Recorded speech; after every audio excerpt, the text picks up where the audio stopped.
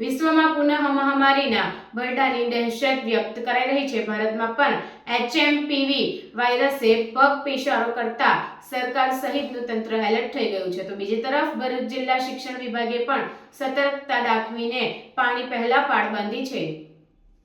ગુજરાત રાજ્યમાં HMPV વાયરસના લક્ષણો ધરાવતા બાળકોની સારવાર કરવામાં આવી છે। બીજી તરફ બાળકોમાં ફેલાતા આ રોગને અટકાવવા માટે આરોગ્ય તંત્ર દ્વારા જરૂરી તૈયારીઓ કરવામાં આવી છે।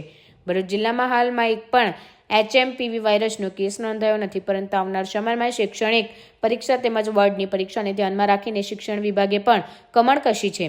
જિલ્લા શિક્ષણ અધિકારી દ્વારા શાળાઓને આ અંગે ખાસ સૂચનાઓ આપવામાં આવી છે અને વાયરસ સામે લડવા માટેની તમામ તૈયારીઓ સાથે સજ્જ થઈ ગયા છે। તેમજ સરકાર દ્વારા જે પણ ગાઈડલાઈન આપવામાં આવશે એ મુજબ શાળાઓને એલર્ટ કરવામાં આવશે, તેમ જિલ્લા શિક્ષણ અધિકારીએ જણાવ્યું હતું। આગામી સમયમાં HMPV વાયરસ ની ઘાતકતા અને એના ફેલાવાના પ્રમાણને ધ્યાનમાં રાખી અને અમે શિક્ષણ વિભાગ ભરૂચ દ્વારા પૂરી તૈયારી રાખી છે।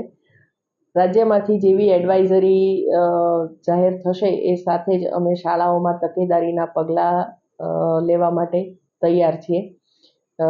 બાળકો આગામી સમયમાં બોર્ડની પરીક્ષાઓ શરૂ થવા જઈ રહી છે। બાળકોની પ્રિલિમ પરીક્ષાઓ પણ ચાલુ થવાની છે।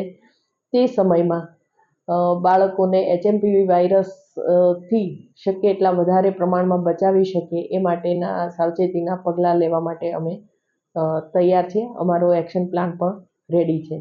ઉપરથી જેવી સૂચના મળશે અથવા આરોગ્ય વિભાગની એડવાઇઝરી મળશે એ સાથે જ અમે અમારી કાર્યવાહી શરૂ કરી દઈશું।